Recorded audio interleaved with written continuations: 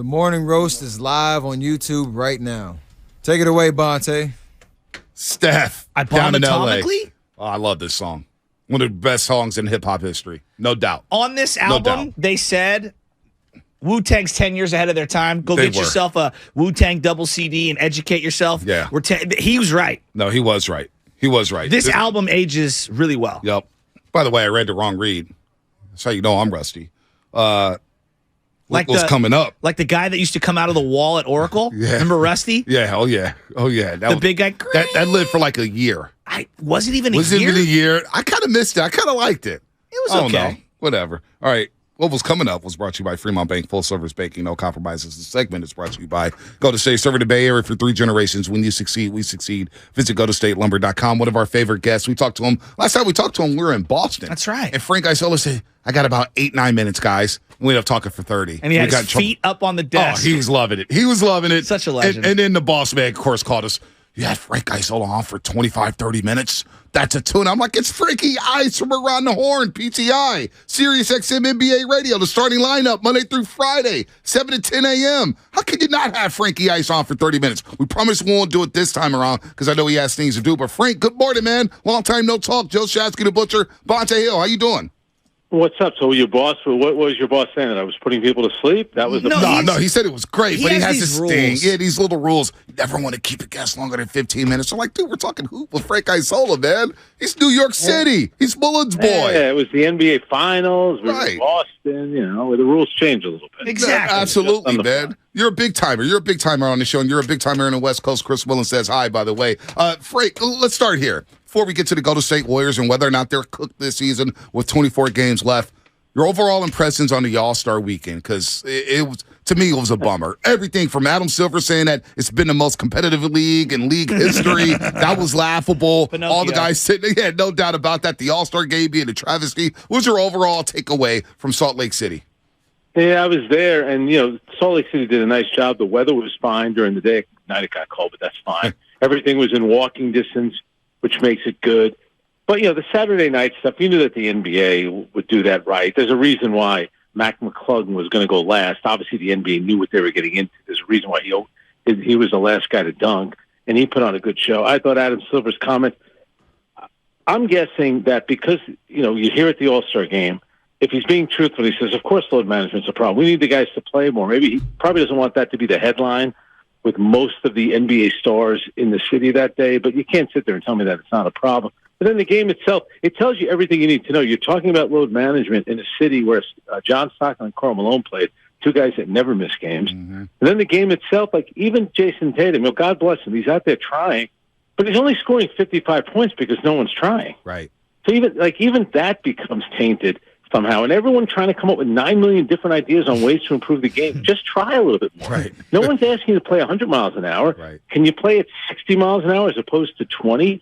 And that's always my thing about All-Star Weekend. We spend all this time, what could they do Saturday? What could they do Sunday? Let's worry about the 82-game regular season. Yeah. That's really the issue right now, not one weekend in Salt Lake City. Well, Frank, I'm glad you bring that up. Me and B have been arguing for a couple of years, and I told him it's not just basketball. Baseball had this opportunity simultaneously. When COVID hit, we had an opportunity to recalibrate calendars, recalibrate how we envision, the business models moving forward. Every business in America has pivoted and evolved when it comes to business strategy, whether that's work from home, direct to consumer, etc. Yet the NBA and the Major League Baseball are like, we have got to play X amount of games because that's what we've always done, and we can't go backwards. It's clearly not working. Why are they so resistant to change? Yeah, and a lot of that has to do with money. I think everyone realizes it's just a different day and era. 162 baseball games is too much. Way too much. I think 82 regular season games in the NBA is too much. If you look, you look at the regular seasons that really seem to matter. You look at college football, you look at the NFL, look at the Premier League in England where, the top teams, there's 20 teams, everybody plays each other twice, so there's 38 games, and you win a championship for that. In the NBA, the players prove to you that the regular season doesn't matter. And then, to me, the league made it worse by adding the teams to have this play-in tournament. Because here's my thing. The play-in tournament's going to happen, and one of the games will be good, and everyone will say, the play-in tournament's great. Yeah, but how did we get there? We got there from, look at LeBron and the Lakers, basically cruising on, if we want, we'll probably finish 10. The wrong attitude. I would go for less playoff teams as opposed to more. That's a great point. Frank Isola here on the Morning Rush on 95.7 The Game. ESPN's Around the Horn, PTA, also Sirius XM NBA Radio, the starting lineup Monday through Friday from 7 to 10 a.m. You know, Frank, you bring up the Premier League. Chasky and I talk about that. I love the table format. I love getting points for wins. I love getting points. Now, obviously, you're not going to get draws in a basketball game, but if you did, that'd be kind of cool to get a point for a tie or whatnot at the end of regulation. You do know overtime in the regulation in the regular season, so I'm with that. I like that format a lot. But what about the officiating as well? Because it's not just the load management. It's not just all the games and people taking games off. The officiating, I've never seen it worse, Frank. Yeah, I know, and I guess the big one was the LeBron play where the league admitted that they made a mistake. And do you know, I love somebody had done a story how the Lakers had benefited from more calls going their way in the last I saw that. teams in the league. I mean, LeBron, he's had obviously a brilliant career. The guy's a great player, but isn't it beneath him to behave that way? To be carrying on like a temper tantrum? All right, the referee got it wrong. Guess what? You get away with a lot of stuff where they don't call fouls on you. It was a bad missed call. But you know what happened to the NBA? A lot of the older refs retired and brought the new crew of people in. There's just too many inexperienced referees right now, which is a big part of the problem. And also, well, let's face it, one missed call now, if back on the East Coast, if there was a game between Portland and Sacramento, there's a bad missed call. Maybe we're all not going to see it. Now, not only do we see it from like 4 different angles, how bad of a missed call that it was. I just think the NBA would do themselves a favor if they let it be a little bit more physical. This way you're not calling every single foul. But I feel badly for the refs because to your point, they haven't had a good year. No doubt. Well, and not only that, guys are crying on every play for 82 nights. Like, Luka spends his entire game palms up complaining. I'm like, dude, I get it. I'm glad you brought that up because you guys know how it used to work. It drives me nuts. The guys that the referees would tolerate would be the coach, the star player, and the second guy. So if we're looking at the Chicago Bulls, it would be, well, let Phil Jackson complain to me, Michael Jordan, Scottie Pippen. Nobody else. Judd Booster and Steve Kerr, no offense, you're not allowed to complain. You have rookies coming into the league. How about the way that they behave towards the referees? Why do the referees put up with that? You think Joey Crawford back in the day is going to let some 21-year-old kid in his first year in the NBA constantly roll his eyes every time he makes a call? Absolutely I think that's a big problem as well. I agree. Jordan Poole, who he's a good young player, he's on the come up, but he does not get the same leash as a Steph Curry, for example, nor should he. Yes, exactly. So let me get into the Warriors here because this trade that happened with James Wiseman, there's so much, back and forth. Is James any good? Can he help them now? They acquire a guy who's injured, and then there's some arguing whether Portland pushed him out onto the court, whether he even wanted to play for Portland. There's just so much. I've never seen a trade like this. I can't even remember something to this degree. There's some Darko Milicic in the James Wiseman thing. What's your overall read on just James Wiseman and the trade for Gary Payton? Yeah, I mean, let's remember, so the Warriors are in practice with this guy every day. So they're seeing him on a day-in, day-out basis. They know how good he's getting, how much work he's putting in. When you get sent down to the G League as a number 2 overall pick, that speaks volumes. And clearly they were hoping that he would give them something this year. I think they know that it's just not going to happen for him. And if you look at his career, the biggest issue with him, he doesn't play enough games. Right. He didn't play in college. He barely played with the Warriors. And when you're getting traded, was Gary Payton a second-round pick or he went undrafted? Undrafted. He went undrafted, yeah. He was in the G League. He's a journeyman. Bounced around. I mean, you're getting, the number 2 pick is getting traded for a guy that went undrafted and obviously was an important player for the team last year. For me, it should be more of a wake-up call for James Wiseman. Obviously, the Warriors have to chalk it up. The draft pick was a disaster. When you're picking that high and you miss, it really does set you back.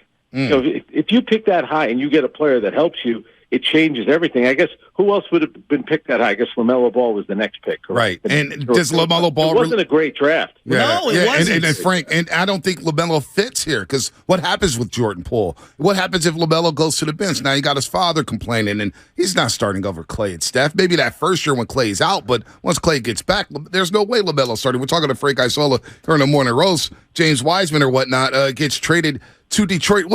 My issue with the Wiseman stuff, Frank, is that I feel like Steve Kerr didn't do a good enough job of playing the youngsters early. they all had a quick hook, whether it was Kuminga, Moody, and James Wiseman. I thought, first 10 games, let them play 15 minutes, play through their mistakes. You're the champs. The regular season doesn't mean as much to you as, say, the Denver Nuggets or the Dallas Mavericks or the Portland Trailblazers. What would your assessment be of Steve Kerr's job this season, the way he's handled the team? Yeah, I think this season overall has been a mess for them, and I really think a lot of it goes back to the Draymond Green, Jordan Poole situation. Why I still don't think the Warriors handled that the right way. I can't believe the guys at the ring ceremony. What was it? 2 weeks opening night. So you would have suspended him essentially. I don't get that. What would you have done with Draymond? I think you have to be suspended. The idea that, Adam Silver at the press conference said, "Well, the only reason everybody's making a big deal of it is because it was on video." Yeah, that's right. That's right. We're making a big deal of it because everyone got to see one player get assaulted by the other. I'm not saying he should be kicked out of the league, but there should have been some kind of suspension. Having him there, just the whole thing of having him there on opening night and embracing the commissioner, I just thought that was a bizarre scene overall. That to me made no sense. I think it just set a bad tone. I mean, Draymond Green's admitted that. Right. That has kind of set a bad tone for the entire season. But again, with the young players, I would only say this. If guys aren't getting it done in practice and their teammates kind of see it, and then the coach is playing them, you know how it works. And players are thinking, wait, who's running the team here? Are they telling him to play this guy? Because we all know that he doesn't deserve to be out there with the way that he works. He doesn't put the effort in or the time in the film room and things like that. So overall, let's face it, guys, and I know everyone said it, maybe you guys do as well. Oh, no, wait till they all get back. I still think they'll be dangerous. I don't see it.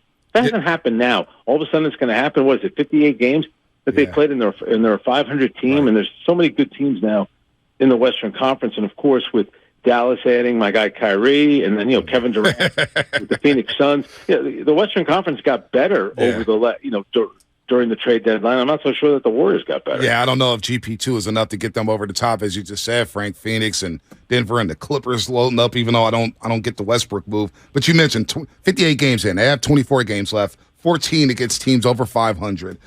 Their offensive rating is 14th. Their defensive rating is 15th. We don't know when Stephen Curry's getting back. Andrew Wiggins is away due to personal reasons. You don't think it's going to end well for the Warriors, huh, this season?